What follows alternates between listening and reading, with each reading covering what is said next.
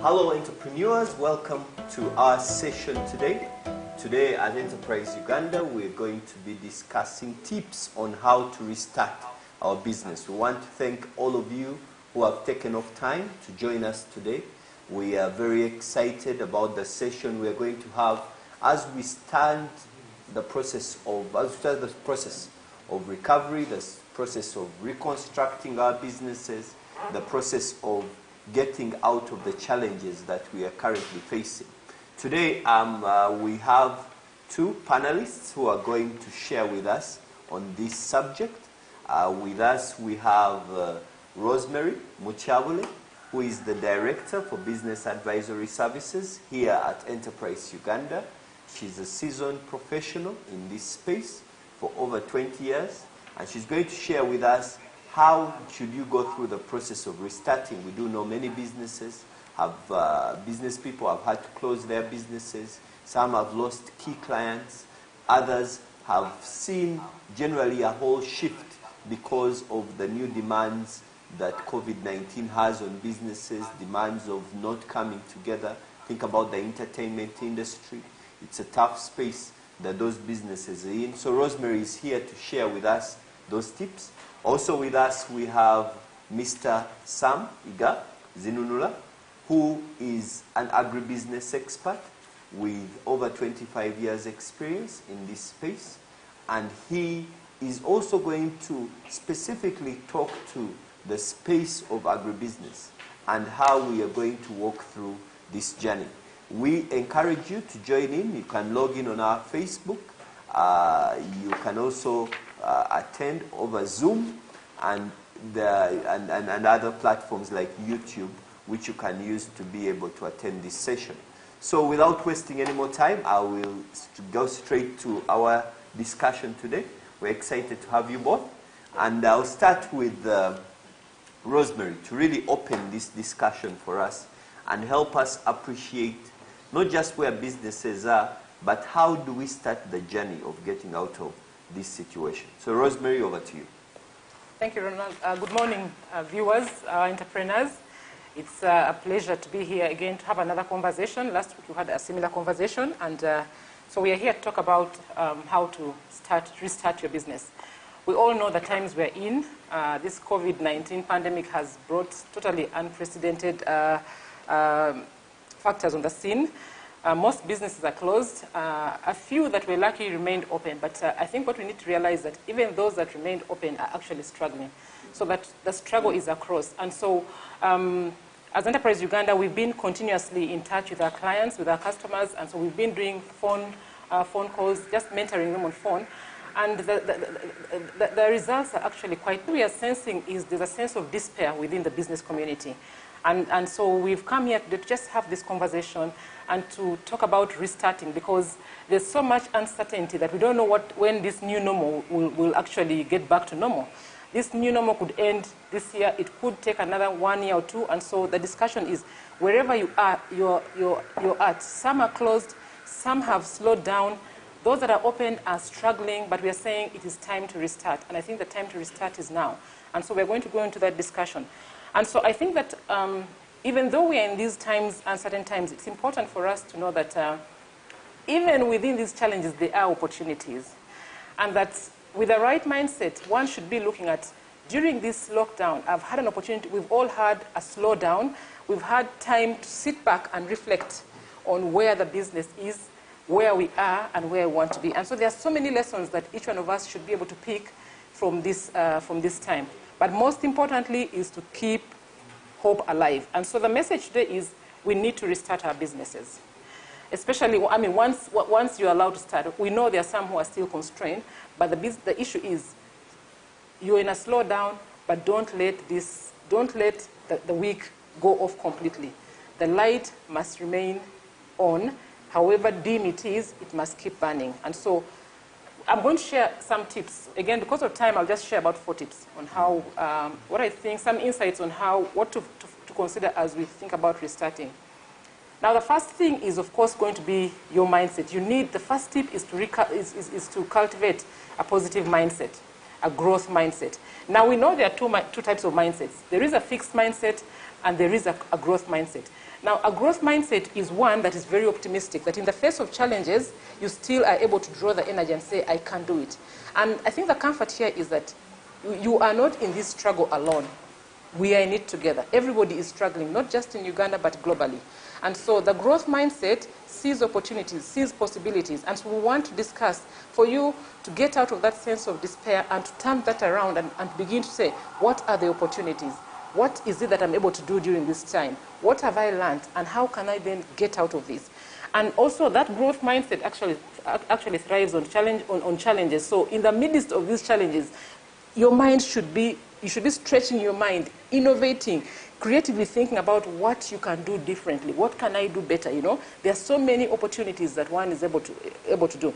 The other day we were looking at there was a clip on TV, and these farmers, the issue of drought, you know, and so I think during this COVID time, someone came up with an innovation and decides to get these bottles, you know, these plastic bottles, punch holes into it, and connect a hose pipe to it, and the person was irrigating. You get it? And so rather than sit down and say there is no rain, because some parts of the country are dry now, but we want to innovate within these challenging times. And so the growth mindset will allow you to draw that energy and put into action. The other mindset would make you lament and cry and say, lockdown. You know, we've had those who are crying. But an entrepreneur has a different mindset. And so you need to be able to cultivate that. And it takes positive confession, reflecting on what you are, but also drawing inspiration from those who are moving. So rather than partner with those who are out of the game, partner with those who are positive, who are saying, this thing is happening, but it shall come to pass. It too shall come to pass. And so persistence is part of a growth mindset as well. Because once you have that, then you're able to see that this continuous doing what you're doing, because that persistence is a path to mastery of the game. And so we are saying, you started this game. This business has been running maybe 1 year, 2 years, 5 years. But today where you are, you've either ground to a halt or you're almost there. And so the thing is, how do we continue doing, you know, doing it persistently in spite of the challenges? Because as you do that, you become a master in that game. And when the times stabilize, you're able to then shoot off and grow the business. And so as I talk about restarting, we're not talking about growing, prospering. No, we are talking about survival. So this discussion is survival. We are in survival mode. We are taking it slow, taking it a bit easy, but making sure we are consistently working. And so the other thing with a growth mindset, I think we need to accept the reality. What is happening, but you must remain focused. And so the thing is, for every business, I want to believe that when you started that business, you had a vision for this business. You had long-term goals, probably 3-year goals. And so what is that destination to which you're driving this business? Because as we discuss restarting, we are now going into what are the short-term goals? What are the immediate actions you can do in the short term? The immediate actions. But you should not lose sight of where the business is, because what is happening now is a ditch. You have just hit a bump. You've just hit a hump on your road, but you should not lose sight of where the business is going, okay? And so some of these are short-term interventions to keep you going slowly, not making much money, but at least surviving to the point that later when you stabilize, you're able to still focus. So it's important to keep your eyes on the goal, on the vision for which you purpose this business. But also confidence. You must be very confident. And the confidence should be derived from your experience, because you've been in business. You started this thing. It grew against all challenges. And so this has come in as an external factor that has come in to frustrate your business. But you need to have the confidence, draw up that confidence and say, if I started this thing and grew it to where it is, I'm actually able to make it go through this patch, this rough patch, and still be able to survive. And so you need to believe that you have what it takes to restart that business. I speak this because I have spoken to a number of entrepreneurs who have despaired, and they're saying, I don't know what to do. I have no money. I'm quitting this business idea. And the message here is a message of hope. Don't quit. You have what it takes to restart that business. And in this whole discussion, think small. Think about what you have in your hand. And so we're going to look at that a little further. So that's the first tip. Your mindset is very important, because it's that mindset that is going to set the ground, that is going to energize you to be able to pick up from where the business stopped. The second tip, it's time for us to reflect and to ask the right questions.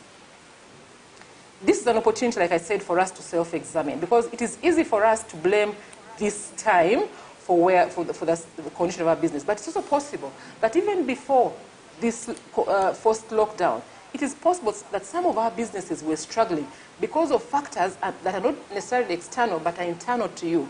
Issues of your leadership style, issues of failure to separate yourself from your business, issues of your lifestyle. Some of us have been, frustrating this business. It tries to make money and you frustrate. And so it's time to reflect and say, supposing this COVID hadn't been there, would I be where I am? Would I be better off?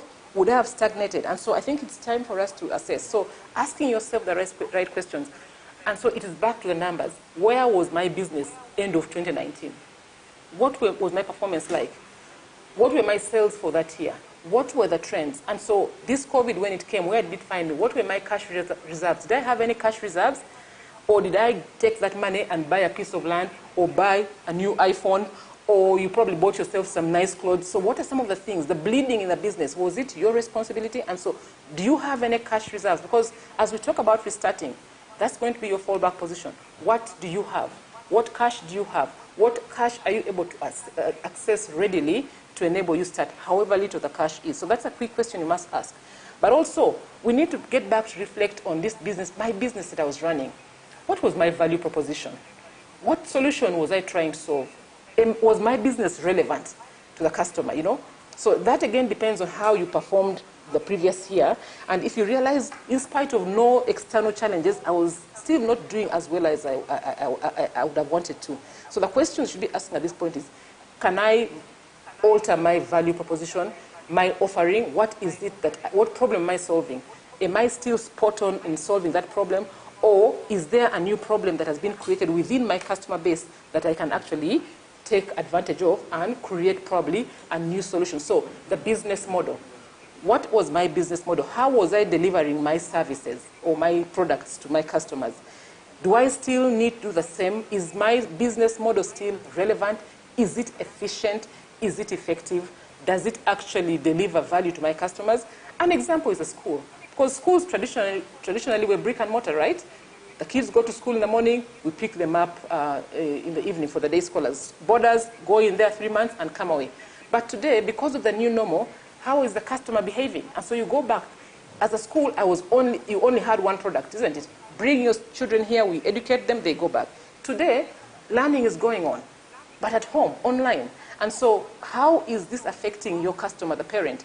Maybe now you're going to have to introduce so your business model has to change. So ICT is going to be a key thing. So do you have the infrastructure?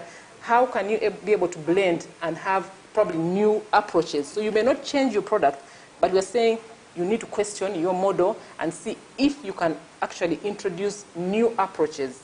And so from brick and mortar to now having blended, those who can come to school, maybe your students will want to come in 3 days a week or 2 days a week and do the rest of the study at home.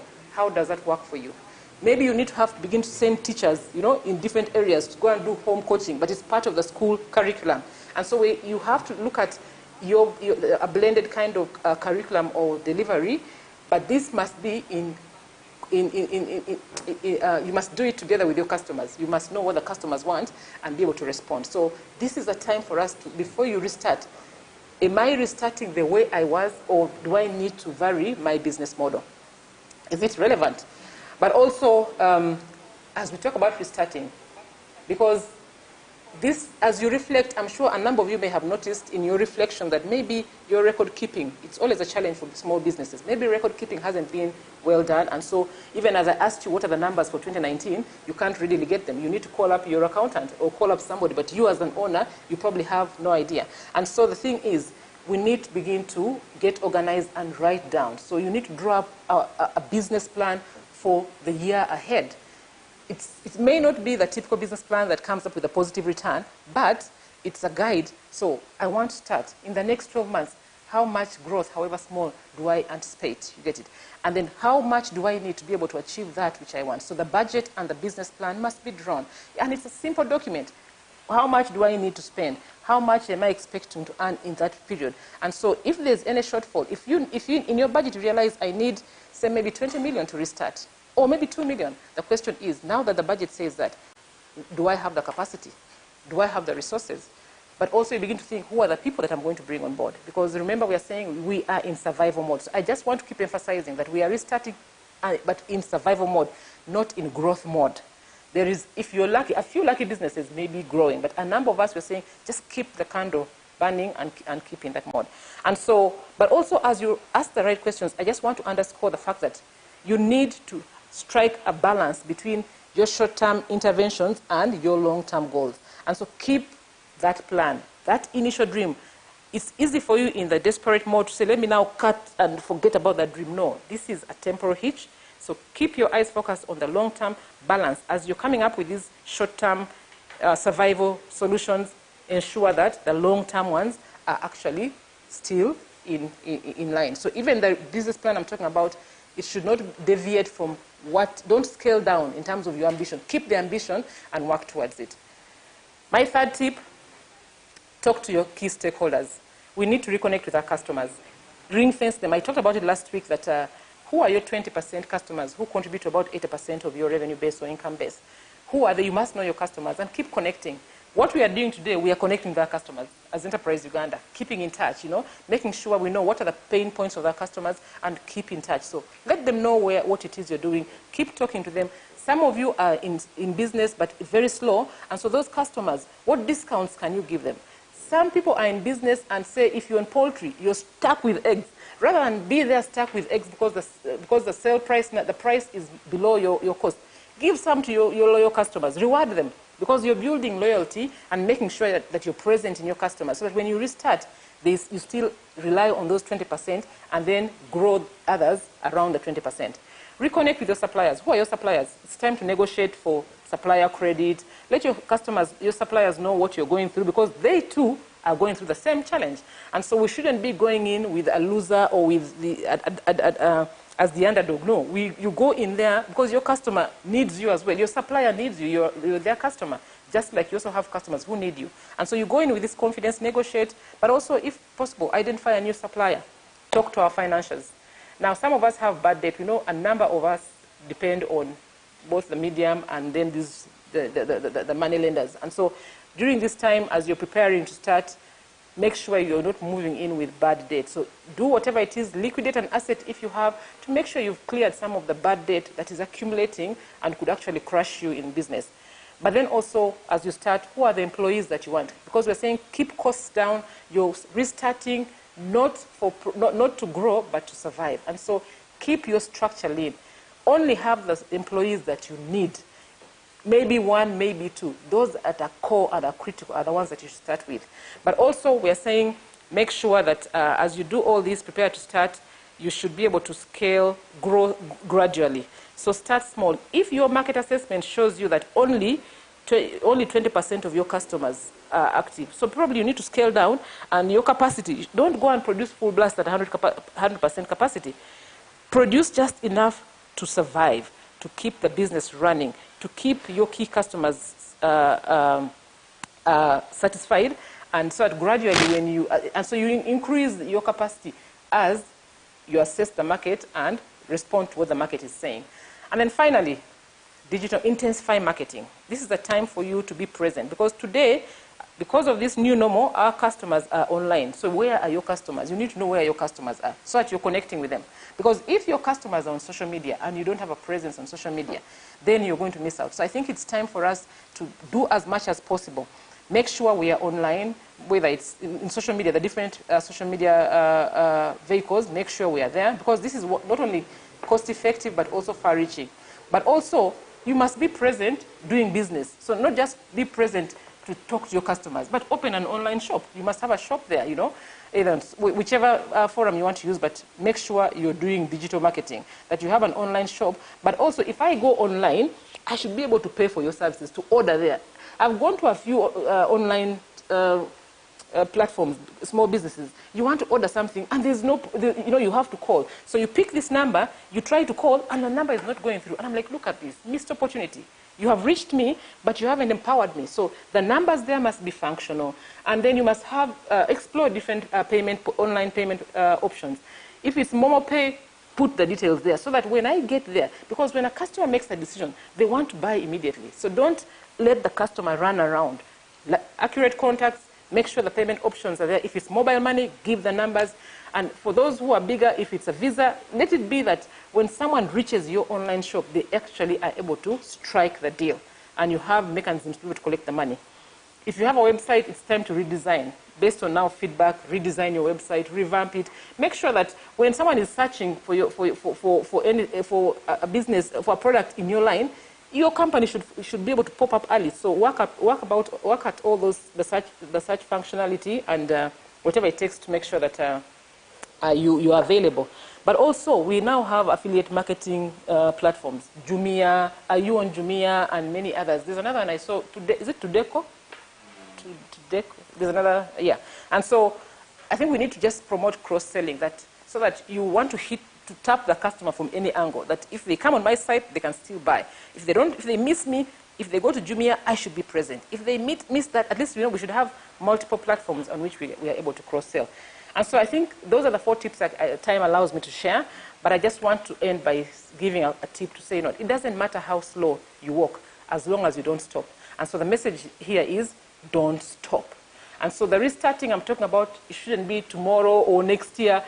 If we want you to start now, it is now. Your now could be whatever it is, but it should be now. Don't stop walking, because before you know it, you will be running. We shall get back to our normal. Thank you very much. Thank you, Rosemary. It doesn't matter how slow you walk, but don't stop what? Walking. I think that summarizes your message quite sufficiently. And I thank you for the 4 tips. I think clearly there is a sense that irrespective of where someone's business currently is, it is inevitable that there are decisions you need to make now to how do I start walking again. The most dangerous thing is to grind to a standstill, and then that negative energy takes away everything from your operation. Yeah. So you quickly need to pick yourself up. You have ever started a business before, you can actually pick yourself up and start again and move. So at this point, I'm going to bring Sam in. And Sam is going to take this from the angle of agriculture, of agribusiness. Certainly, there has been a buzz that the only thing that is working is agribusiness. Yet at the same time, we know that a batch of matoke, which used to be 15,000 shillings, is now 3,000 shillings at the farm gate. And the people who are in the poultry business, they have struggled quite a bit because they can't find where to sell their eggs, they can't find where to sell their chicken. But this cuts across in the entire agribusiness chain. If people are not coming to town to do business, then people who sell milk can't sell because the milk is bought by people who have made the 10,000 or 20,000 a day to be able to sell that milk. So how does someone in the agribusiness sector restart? How should they think about the season in which we are? Thank you, Ronald. Thank you very much. And thank you, Rosemary. Inevitably, I'll end up borrowing some of the points that you've already given us. But talking about agribusiness in particular, let me start by saying if you're in agribusiness, whether you're in production at the primary level, if you're in transportation, if you're in processing, if you are in delivering of the finished item to be eaten, thank you very much. I think agribusiness is what keeps us going. We thank the medical people, the essential workers, that keep us alive, that stop the disease from taking any of us. But I must thank the people in agribusiness because you are the front line that keeps us alive any day. So thank you very much. But once that is said, I'll start with 2 questions. We've been under lockdown as a country since March. It's over 3 months now. It's 100 days or so. The question is, what have you done during the lockdown? What have you been doing during the lockdown? What haven't you been doing during the lockdown? And my other question is, what have you learned from it? Or what can you learn from it? Whatever we've done during the lockdown, the last 100 days, whatever we've not been able to do, what have we learned from it? I think that is key, and I may come back to it later, but I would like you to stay thinking about that. What have we done over the last 100 days, and what have we learned from it? It could be personal to you. It could be regarding your business. It could be your family. It could be your workers. But what have you done, and what can you learn from it? Leaving you with those two questions, I will wish to talk about the background that agribusiness comes from. When you consider any other business, you probably will find that our business in agribusiness is very, very risky. I think that especially production agribusiness is very risky. We've got pests, we've got diseases, we've got drought, we've got theft, we've got human resource issues. Agribusiness can be very risky. At the same time, you will agree that agribusiness also is very inefficient in Uganda, especially the production side. We hardly use anywhere near adequate fertilizer. We use the hand hoe. We know very little in terms of technologies that help us to irrigate. She talked about a bottle on a pipe, an innovation, yes. But when you look at it in terms of what can be done, our agribusiness is very, very inefficient. We have not fully, not even fully, let me not say fully, we've not adequately embraced technologies. And I'm speaking about the Ugandan farmer, if I may put it that way. Everybody talks about Uganda being an agricultural country, and indeed, more than 6 million households are in production agriculture. But how good are we at what we do? How efficient are we? So the background we are coming from is that we are mostly smallholders, producers. We are mostly low on technology. We are generally low on efficiency. And yet at the same time, we are not so good at being organized. This is the background against which we are talking. We are not organized adequately because you see, individually as producers of agro products, if we are very big, if we are 2,000 acre farms, 10,000 acre farms, we could shake the market as individuals. As we are between 2 and 5 acres per farm family on average. We are too small as individuals to disturb the market. But if we are organized, we are so many, we can overturn the market. That is the background against which we are speaking. Then boom, COVID-19 steps in. And so today, the focus tends to be on restarting after COVID, on what do we do because of this shutdown. But actually, the thing is, what should we have done? If we would focus on what we should have done even before COVID, we will continue walking. I agree entirely. It doesn't matter how you walk. Keep walking. If you have Mbaliga, 1:45 or 1:15, well, keep walking. The legs are good enough to carry you. Keep walking. I agree entirely. But the question is, could you have done something about realigning your feet? Could you have done something about wearing a shoe so that the thorns and pebbles don't stop you from going a bit faster? Could you have done something about getting a better shoe, if you already have a shoe? I think that's where we should be talking. And so when I say, where were we before? When we say, where should we go? We need to look at where we were before. And this question of organization in particular, I'll come back to it. So let's look at it that way, that today, COVID is here. It's a pandemic. It's dangerous. Don't say, hey, Ugandans are not dying, Africans are immune to it. Don't go that way. We know we are not immune to it as individuals, as biological beings. But we know we are not immune to it as economic beings.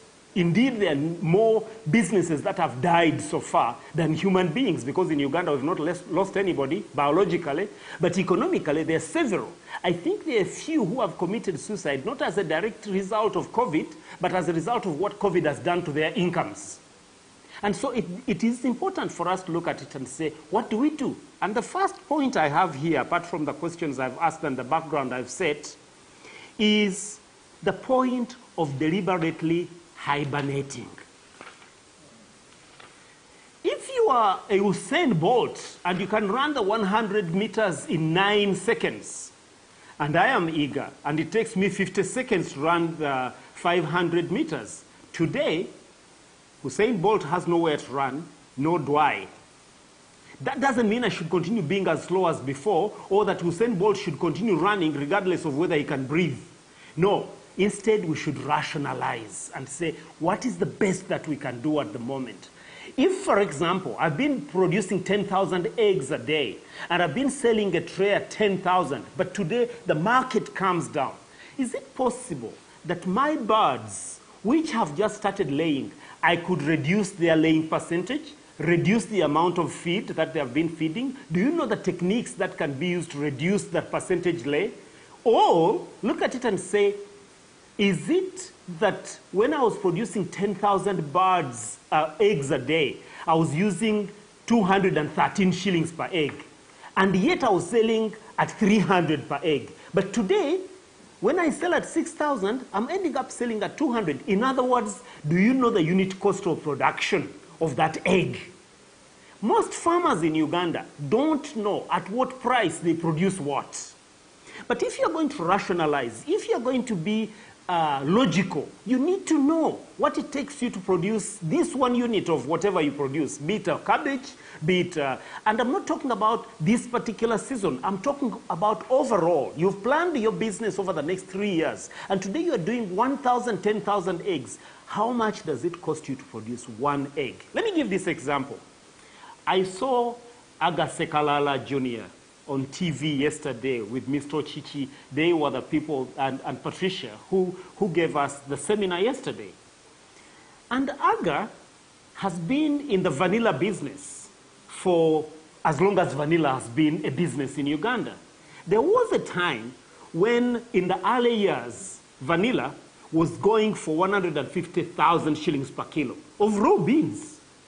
And then the price fell, and it went down to 30,000 shillings per kilo. Guess what? The Ugandan farmer cut down their vanilla plants because the price has fallen. But look, when we analyzed, even at 10,000 shillings per kilo, the farmer was breaking even. Today, the price of vanilla is somewhere between 250 and 300,000. Should it drop to 100,000, the Ugandan farmer is going to cut the vanilla down. It takes 3 to 4 years for it to start harvesting. But because the price has fallen, and this comes from the fact that we have not logically looked at what we do. And I'm talking about the majority of farmers here. I'm talking about the majority of people in agribusiness, especially on the primary side of production. So I'm saying, hibernate, rationalize, logically look at what you do, see what you can cut out. If you can bring the unit cost of production down, bring it down. But if, even at the current price, you are able to go above the unit cost of production, or if you're just at it, keep going. Keep walking. You don't have to be Johnny Walker. The other thing is, I agree entirely with Rosemary. Now that you're stuck with so many bunches of matoke, now that you're stuck with so much posho, if you're stuck with posho that cannot be sold because you cannot transport it, now that you're stuck with so many eggs, you could do something positive with them. There are many, it's amazing. And this is not to put any particular location or people in a particular position, but reports show, amazingly, until recently, Bushenyi was one of the places with the highest malnutrition rate among children. It's amazing. Everybody thinks Bushenyi is the land of honey and milk and matoke and millet. Now, millet, very good food.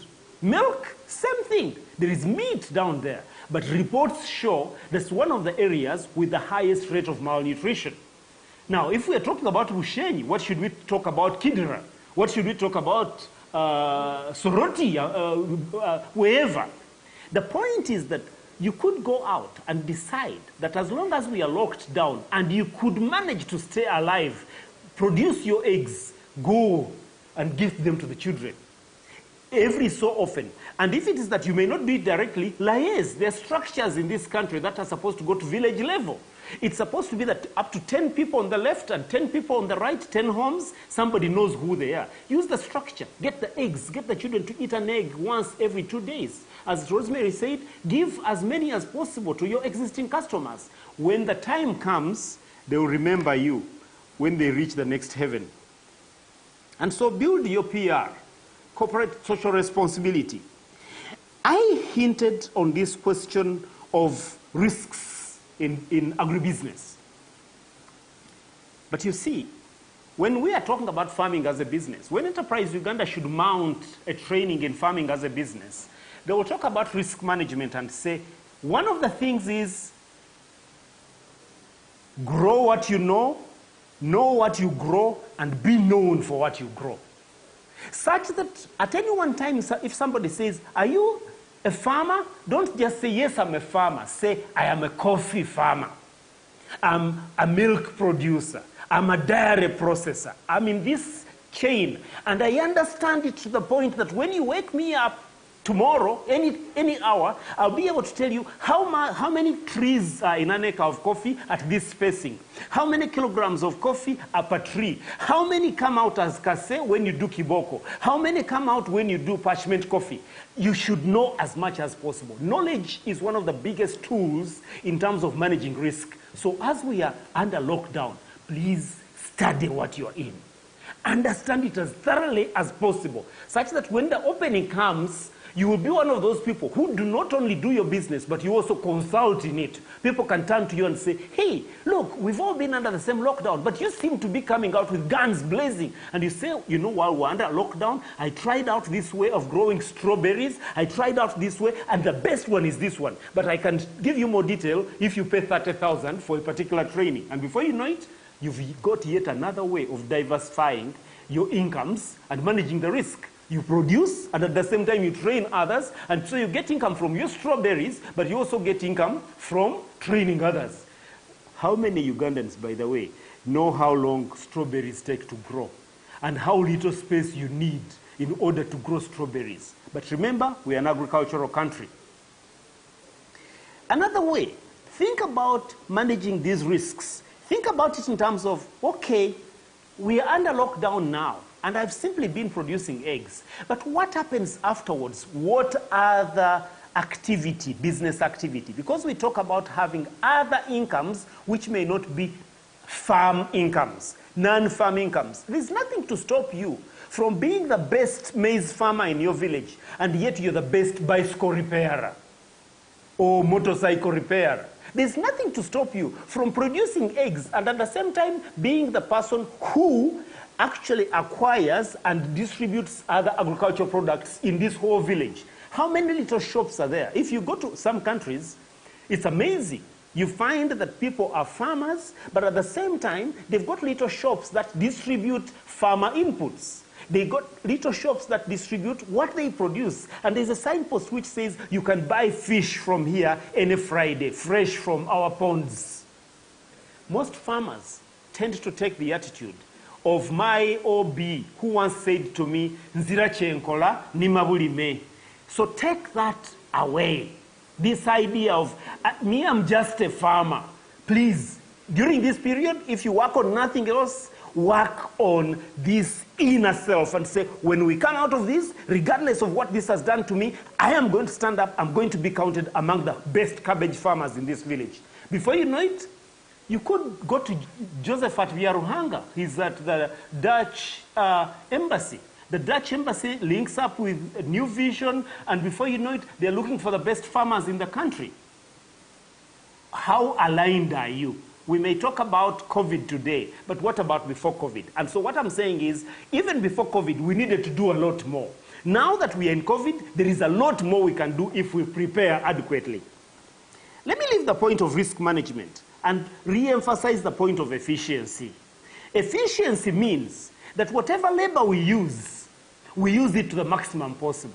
It means that the seed that we produce is the best that it can be. It means that when we plant, if it's supposed to be 10 kilos per acre, it should be 10 kilos per acre.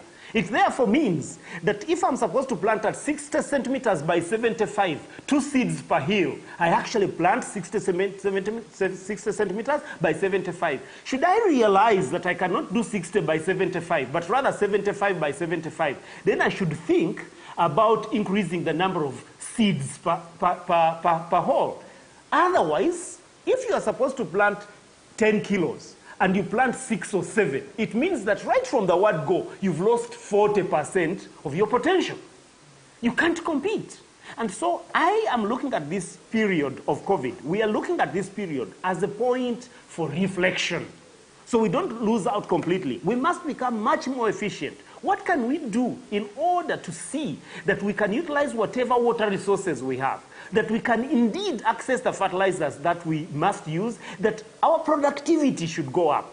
Even today, if the people are not able to work for you because they are locked up in Kasese, where your laborers normally came from, they are locked up wherever, you are not able, the few that you have, is it true that they must work only up to 1 o'clock? Isn't it possible that there can be a cup of tea at 11? And then they can work up to 1 o'clock, and then there is lunch, a modest lunch, and then they can work up to 5. How much are we utilizing the resources that we are deploying to be as efficient as possible? We will need this. And if we don't do this, look, we are going to ask for food aid after COVID. And God forbid, we are an agricultural country. The other point I would like to talk about is this question of organizing. And Ronald, organizing, I hinted on it, the fact that we are small producers, we are small dealers generally. You might even say, me, I have 20 acres. My friend, you're very small.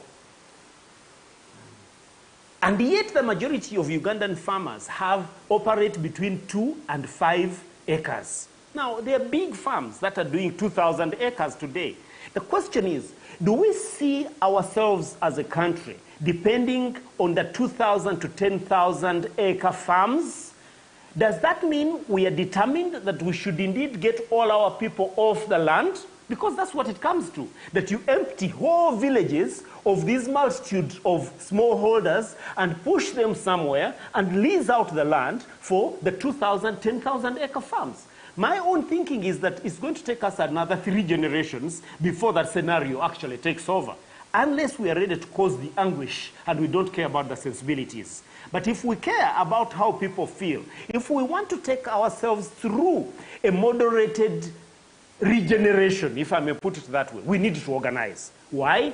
Because for the next 3-4 generations, we are going to be smallholder operators. The moment we are smallholder operators, we need to organize. It's a pity that we don't have a cooperatives movement to talk about in this country.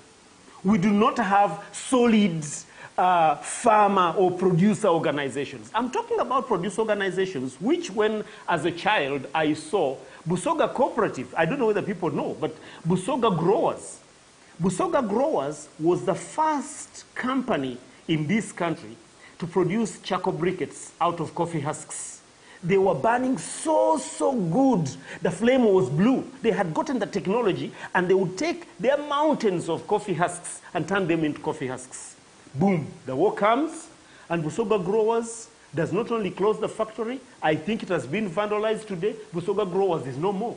You can take that anywhere in this country. We need to be organized to the level where we are simply not talking about selling our kase, that, oh, we've got a factory which, and the president has talked about this since he came into office, this question of primary produce simply going out. We need to go away from there. Thank God, as Enterprise Uganda, we have been working on this program where the Ministry of Agriculture is partnering with Agriculture Cluster Development Program. There are many people out there now, different clusters, different parts of the country, who are organizing in order to use basic technology to organize around where they can not only bulk and sell and bargain and sell, but also process and get to the next level. We need to start climbing. So to wind it up, I talk about risk management, I talk about efficiency and rationalizing what we do, I talk about the question of organizing, I talk about the question of asking ourselves what we have learned and therefore what we should do going forward. I talk about the fact that we need to think in terms of how does today allow us to use the little that we have in order to build better relationships, not only with our neighbors, but with our clients and all the stakeholders that Rosemary talked about. And my last point is this. If we are business people, we are seeking to solve the problems that our clients and potential clients are facing. But we need to solve the problems that we face. And the best way to do that is to work best at what we are working at. That's where I go back and say, what have you done during this period? What have you learned? Whatever you've done, do it to the best. If you think it won't work, drop it. Focus on the long term and say, this may be a period for experimentation. For example, feeds are so expensive. Have I learned how to farm maggots? Have I learned how to farm earthworms? They form very good food for chickens. And so look at it and say, whatever I am learning, whatever I have experienced, whatever this lockdown has caused me to do, whatever necessity has caused me to invent, how best can I take it forward? And then when the lockdown opens, you will already be on your way. It doesn't matter how slow you walk, as long as you don't stop. Yeah. Super. How slow you walk, keep moving, yeah? Lovely. Thank you, Sam, for those submissions. And I think they were very specific also to the agribusiness sector. And the point you made that the challenges have been exposed by COVID. But the truth is they existed even before then. And they're challenges which we need to address.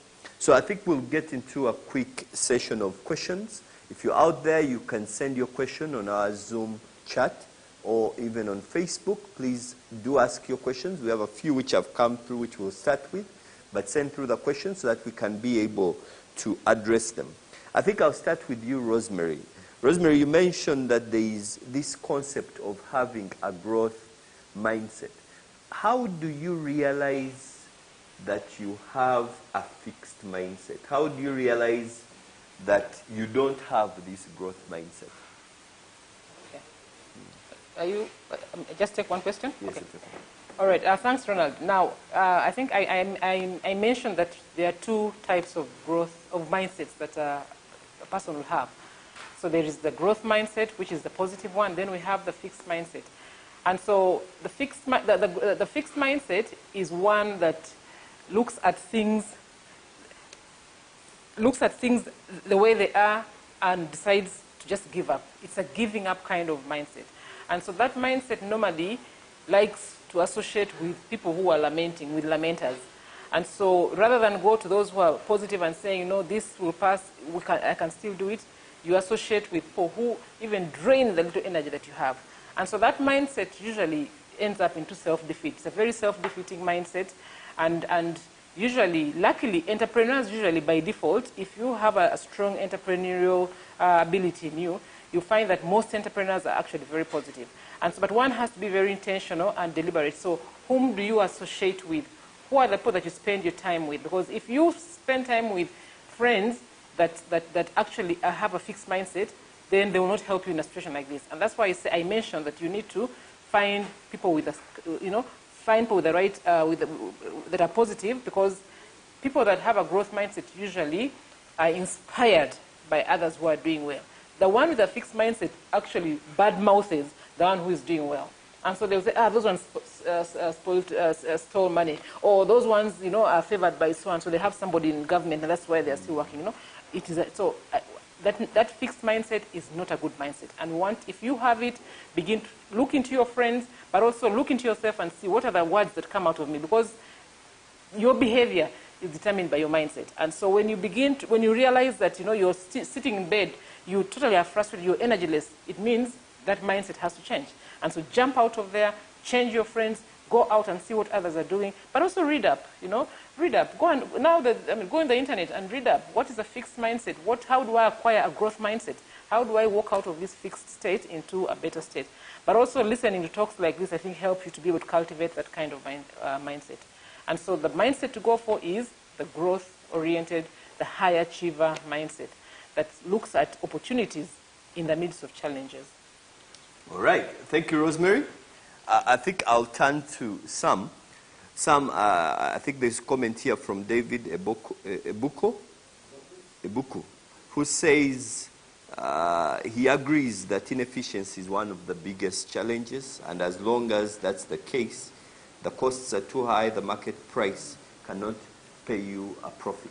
And I think I wanted for you to dig a bit deeper on that specific point, because these inefficiencies are just not in agribusinesses, but they're in all our businesses. So what 2 or 3 things should I be looking at to be able to see clearly that there is inefficiency in my business that I need to change? Thank you. Thank you, Ronald. Whereas it's true that inefficiencies cut across the board, I want to use the example of the primary producer, the primary agri producer. And I say this because these are the majority of our people. The first thing to think about is, what is the productivity of a unit? If you have got an acre of land and you decide to put it under maize, people here talk about bags of maize. How many bags of maize do you get out?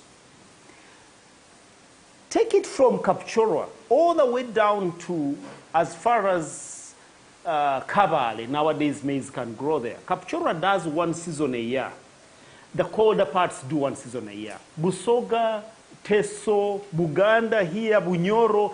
I was in Masindi the other day. They are in the corn belt. How many bags do you get per acre? You need to think about it in terms of how many of what you produce come out of the amount of resource that you use, productivity. And with maize, the books will tell you there are certain varieties that give you 3.5 tons per acre. The Ugandan farmer from Bukedea to Bunyoro is going to be happy with 5 bags of 100 kilograms each. The other day, my wife told me how one of our dear parents said, the groundnuts are doing so well. I think we are going to get a good harvest. And she said, how big? She said, I think we might even get 3 bags. I mean, and she's happy, of course. People in the villages may plant a whole acre and they get 2 bags and they're happy.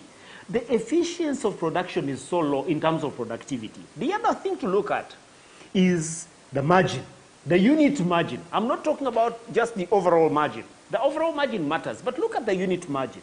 It might be that you're not doing a whole acre. It might be that you're not producing 10,000 broilers. But for every broiler that you produce, what is the margin?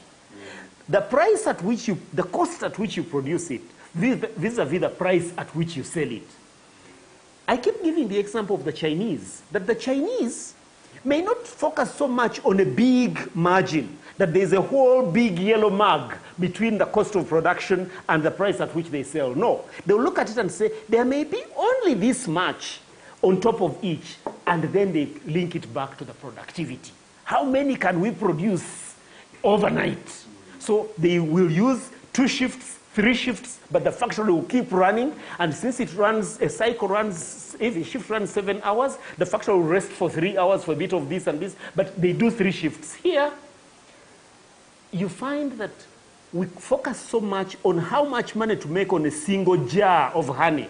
And if you turn up and you're wearing glasses or a tie, the price goes higher. No, look at it and say, okay, I've got this margin. Once you've got a certain margin, you've factored it into everything else. Then increase productivity, those two. The margin, when you find that without necessarily increasing the cost, you still manage to sell at the same price, then the margin can get bigger. But even if the margin doesn't bigger, the productivity has covered you because it's giving you high turnover with a small margin.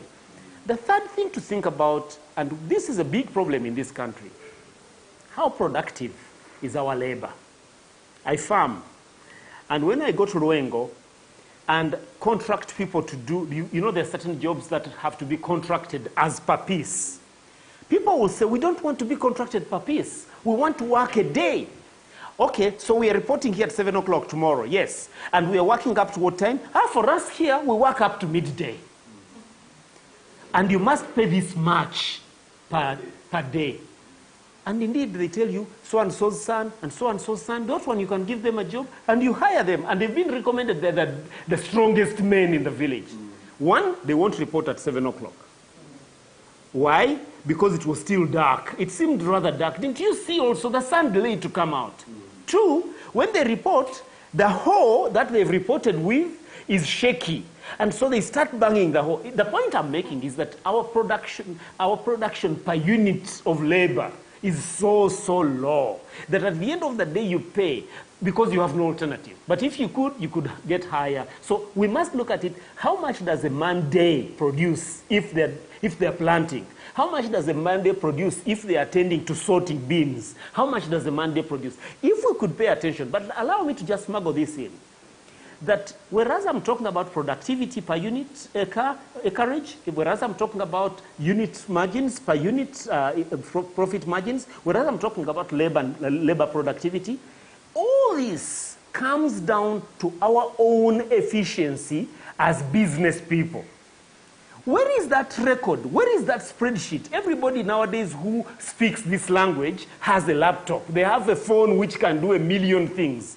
Where is your spreadsheet which shows us how so many seeds will go in and so many kilos of fertilizer will go in and how many hours of labor will go in, and then you can measure against your plan? We do not do financial plans. We do not do action plans. We do not do any plans. As a result, even when we are falling, we think we are all right. As a result, the world leaves us behind. Can I just say one thing? As Sam said that, I think there is a saying that what you can measure improves. And so the challenge we are having with inefficiency in most of our businesses is because we don't measure. We don't know our unit cost. We don't have records. And so I just want to emphasize that that's something that we want us to learn during this time, that as you prepare to restart, please get the records, your records right. Begin to record. Purpose to say, this time I'm starting now with new business procedures. So everything must be documented. Because it is only when you document that you're able to measure. Because like I asked earlier, many of us are crying, oh, business has gone down. But it's possible that the business began going down in 2018, but you didn't realize it. You know, you're operating, but because you can't measure, you can't know whether you're making a profit or not. But now because there's a total close, that's when you realize, I am down. But probably your descent began much earlier. And so please, we need to measure, because what you measure, you're able to improve. Yeah. Thank you. Lovely. Thank you for those submissions, Rosemary and Sam. There are a couple of questions. We'll take one more round. Our time has run, but we'll take one more round. So I think, Rosemary, these will be for you. From Lorna. Lorna asked about your comments on company registration and taxation, especially as we think about restarting a business. So she wants that perspective to be shared. And also we have a question here from Moses, who asked what are some of the areas we should look at first when considering to cut operational costs. So what areas should we look at first when we are considering to cut operational costs? And then possibly after that, we will have, we have a question from Diana. Diana wanted you, Sam, to talk more about value addition. How can she benefit from value addition, especially along the various agricultural value chains? And then Patrick Egesa asked, what needs to be done to grow the cooperative movement of Uganda? What do we need to do? A couple of tips of what we need to do to grow the cooperative movement in Uganda. So I think we'll answer those, and then we will wrap up our day. Thank you, Roda. To the first lady who asked about company registration, Lorna, company registration and taxation, I want to say that when we go into business, one, we need to know that one of the key partners we have in business is the taxman. And so you must make provision for that. But we now, depending on the size of your business, URA has provided for the micro and small businesses is what they call the presumptive tax. And so you need to find where it is. So I think the best thing here is know that every business must be taxed. Everybody pays tax depending on the level you are. So walk into URA office, the nearest URA office, and get to find out what it is, what your obligation would be. But we also know that in a period like this, there is negotiation. So for those, because we're talking about restarting, it means you've already been in business, and probably we're assuming you were paying taxes. But you need to go in and talk to this person and give them your unique situation and negotiate for if there's need for a deferment of payment. But all I know is that taxes must be paid. URA has, I think, deferred some payments, given for enough breather, but the filing of returns must be done. And your returns should show a period of inactivity, but the filing must be done. So I think the advice here is taxation is part of doing business. It doesn't matter the size of your business, but walk into the nearest office and just get to know what exactly you need to do. But secondly, registration. So we encourage businesses to be formal, to go formal. Because when you register, you are now formalizing your existence and saying, I am actually an entity, and therefore I can do business with somebody else, whether it is your suppliers, it is, it's always, it gives the business a name. Because usually when you don't register, that business is still, it's you, the two of you are not separate, you're not separate entities. And so you can easily find that you share the same bank account with your business. And so registration is something that we encourage. However, it depends on the size of your business, because typically the way we start our businesses, you start, you identify a need, and so you're responding to the need. And so probably you're working from home. And so times like now, I don't want you to, registration should be your long-term, your medium-term goal. But let that not bog you down. Start with what you have, start informally as you are, and then aspire to register as the business grows and you begin to make some money. But remember, we're saying this period, the discussion is about survival, restarting, hibernation, maintaining small operations. So registration in itself is a cost to the business. And so I wouldn't recommend that you go into this extra cost to register before you start. So continue what you're doing, but have the goal to actually formalize. Now, going into hibernation, going in survival mode, definitely means keeping our costs down. Now, in business, there are two sides to the business coin. There is the income that comes in, but then there are those expenditures that we incur every day to keep us running. Now, in a situation like this, you may not have that much control over the external, the income coming in. However, what you have full control over is your internal costs. And so, a time like this, and Sam alluded to it, you need to revisit your operational costs. Because we are saying you're restarting not to make a profit. If you make a profit, well and good. But if you're just breaking even, don't complain. That's what many people are doing at the moment. And so you must revisit your operational costs. Rent. Some of you need to make a decision. If you've been paying $500,000 for a place, either you're going to reduce on the space you need, but today with work at home, maybe you don't need, maybe the type of business you're doing doesn't need a physical location where the customers are. You can work from home, and so that could be a cost. So you save $500,000 by closing shop and working from home, and instead you work with this border network that do the deliveries to your customers. So it is, again, it depends on the business. So rent is one aspect to look at, but also utilities. You need to cut down, because maybe you're paying allowances to your staff for a certain number of, but now you see the business is slow, and so it can't be that you're paying the same allowance to your staff.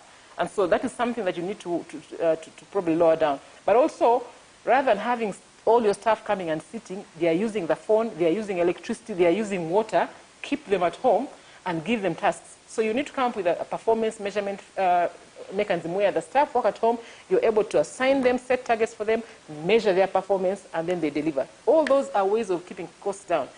Salaries, that's the biggest component of one's operational costs, salaries. And so that's why we say, look at your core staff, but negotiate with your team. Because if you've had a team of 5, for instance, you're not just going to say, okay, I'm cutting, I'm remaining with 1.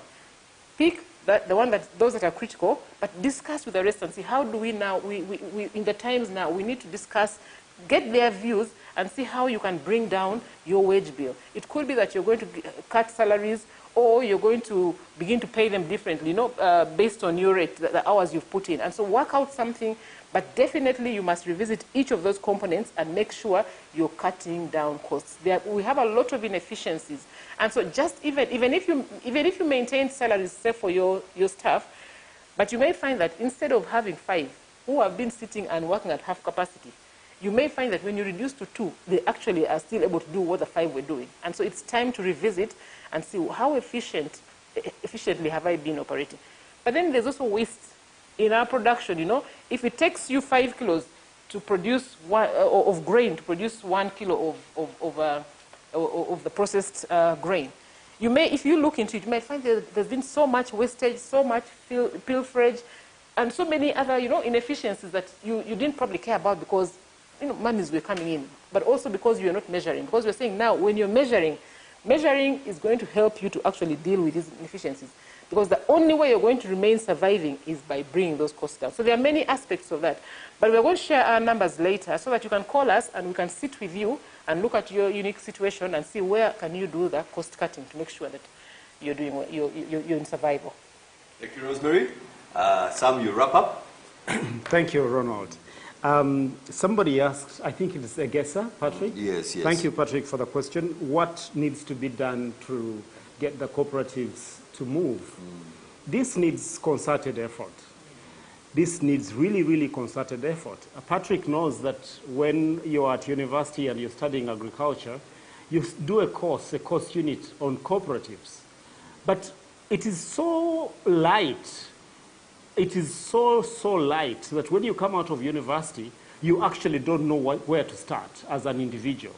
It doesn't go through the practical steps. How do you call the first meeting? How do you call the second meeting? Who attends the third meeting? When do you take the decision? How do you register? Before you know it, a person comes out of university and they're supposed to be extension workers for agribusiness, but it takes them another 5 years before they know exactly, maybe not even exactly, before they know how to go about things. So I would say the first thing is we need to train right. We need to train our extension workers right in terms of exposing them. I've never understood why in this country you can't go to university and do your first degree and get admitted immediately to do your master's and get admitted immediately to do your PhD. I think that for these sciences that require us to go into rural development work, into community development work, we actually would do very well to take out up to even a whole year of being in the field. So you start, do the first or second year, and take a whole year out, or maybe take 6 months, and then at the end of the third year, take another 6 months of serious internship, such that wherever you get posted to work, whichever district, you already have a very good idea of how to go about things practically. And let me just mention that in England, for example, until I last checked, if you got admitted to study agriculture, forestry, any of these earth sciences, you would be required to attach yourself to a farm for at least 1 year. And it's not just any other farm, but there is a whole list of known and approved farms, fully registered. Attach yourself there for 1 year if in your teenage life you've not been living on a farm. So you are born in Kansanga here, me I'm from just here, Gava. You go to university, you ask for medicine, you don't get it, you put something second, eventually you precipitate into agriculture, and you just go into it. You are born here in Gaba, you went to something modern school here in town. Before you know it, you have no idea at all what it means even to interact with the farmers. No, we need to change the training. When you go to all these agricultural colleges, I am a qualified veterinary assistant. I don't know why this government actually removed the low cadre extension workers. Because the extension worker did not have any qualms about riding a bicycle. They did not have qualms even about walking. And yet they knew the core of how to deal with farmers. Today, I have a degree. And before you know it, the big guys who have got their bachelors and masters do not want to work at the bottom. So the attitude of those who know needs to change. Our biggest problem in Uganda as far as agribusiness is concerned is that those who study it don't do it. And those who do it never study it. As a result, there is a big gap between the practitioners and the professionals. And you know what we do as agriculturalists, professionals? We don't own farms. We own farmers. My farmers in Chiruhura, my farmers, that's the way we go about it. So training is key. Let me mention one other point. Malawi, very small country, very poor by any standards. I don't like to say poverty upon any country. I don't believe that there are people who are poor and the whole country which is, but for using it as a relative a comparison, Malawi is not as endowed as Uganda, not anywhere near. But guess what? Malawi has steadily been working at organizing the smallholder farmer to the extent that my mother, who may be somewhere in Nachenyi, 160 kilometers from Kampala, can say, do not sell my tobacco. do not sell my groundnuts. And you know where the groundnuts are? They're on a truck. They've left her farm. They're coming to the auction floor in Kampala. And she sends a message and says, don't sell my groundnuts. Whatever the reasons are, they will trace my mama's groundnuts and they'll put them aside. They will sell them when they do the next auction. But guess what here? We are so unorganized. There's nothing to trace to the extent that nobody knows what happens. It needs to be a concerted effort, that we put in effort, train right, put in resources to train the farmers as well. Get Enterprise Uganda to go and you know, get the people to know what to do. But guess, today you get a graduate who doesn't know how big an acre is. They can't show you because they say it's 4,000 square meters or say, show me 4,000 square meters. They have no idea. And so train, train, train. Train at that level, train at this level, train at that level. 2, deliberately say that everybody has got a national ID. So if you're a farmer so-and-so, which group do you belong to? Which cooperative is yours? A cooperative of what?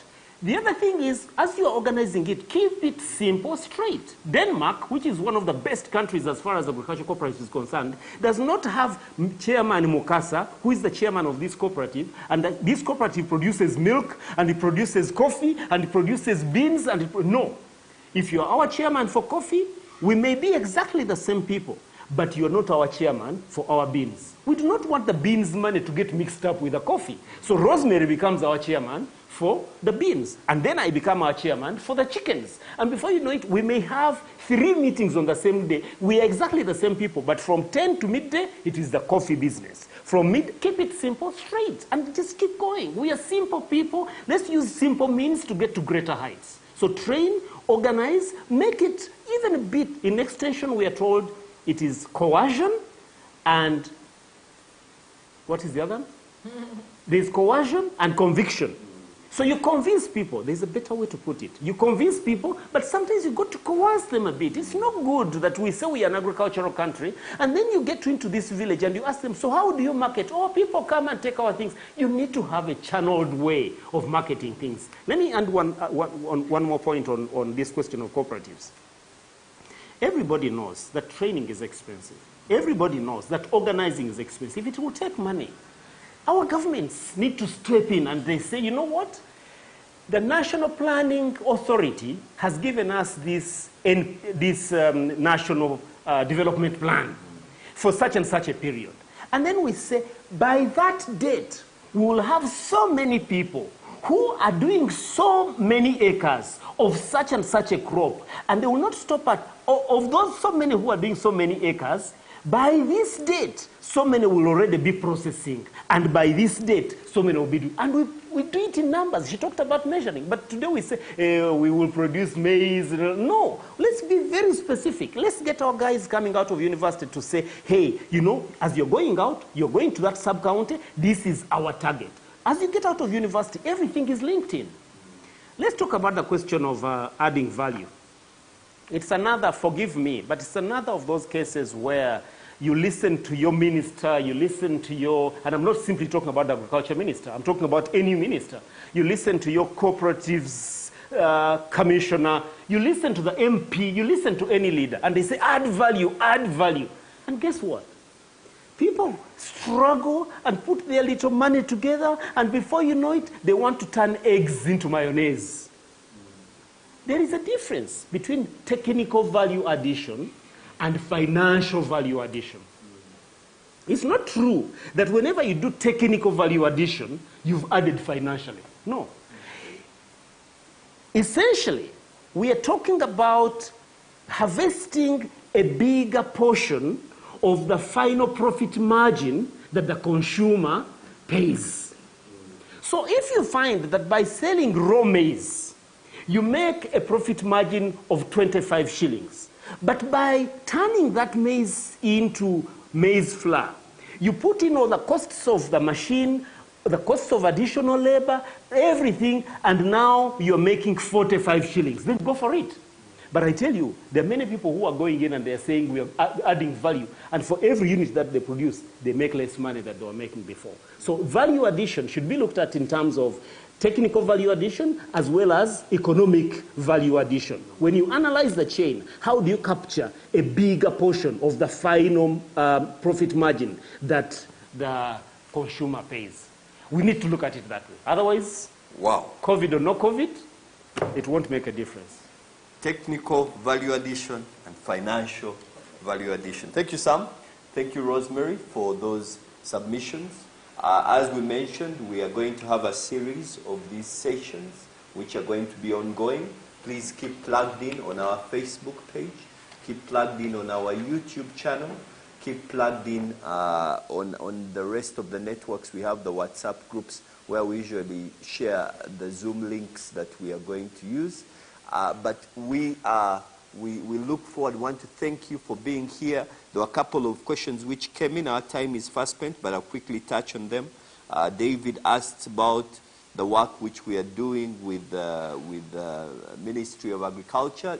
Sam mentioned we are working with the Agriculture Cluster Development Program, and this work has allowed us to engage with over 400 farmer organizations all over the country, and part of the project is an e-voucher scheme which allows, and David here was asking for genuine quality inputs. One of the amazing things about the program is that through the e-voucher system, the farmers can get quality products or at very reasonable prices, but certified inputs which they can be able to use to grow their crops. So you can check that out on the Ministry of Agriculture website, and in any district, usually through the district commercial officer, they can tell you a bit more about that program. William said, where does an ordinary farmer find access to this valuable information? We are continuing to do this. We are hoping that these meetings will be transcribed and possibly played in other media which can be accessed in various parts. That could be television. It could be just seeing how we can even turn the message into audio processes, audios which can be played on radio stations. As you saw yesterday, we had a session on NTV, which those sessions are also going to continue because of the new way we are engaging during this COVID era. But I think I want to thank all of you. Michael, we've seen your question. Thanks a lot. We'll try to get in touch. Michael was asking which agricultural value chains should be developed, and I'll ask Sam to possibly touch on that outside this platform because our time is spent. But we want to thank you for coming. Remember what the two panelists, Rosemary and Sam, shared. They said clearly that whichever way you look at it, this journey is on you. I mean, there are a number of people who want to give you a hand, but the biggest person responsible for carrying yourself out of the pit, which we are currently in as businesses, is you, the business owner. And one thing we know about entrepreneurs is that if there is anyone who can pull us out of this COVID situation, it is actually the entrepreneurs. They're the people who have seen failure before. They are the people who have seen disappointment before. They are the people who have seen themselves go up and fall down before. And those skills, the skills of the attributes, the behaviors of persistence, the behaviors of having a positive mindset, entrepreneurs already have them. So as an entrepreneur, we call upon you to really pull that startup out of yourself and make sure that you run with business again.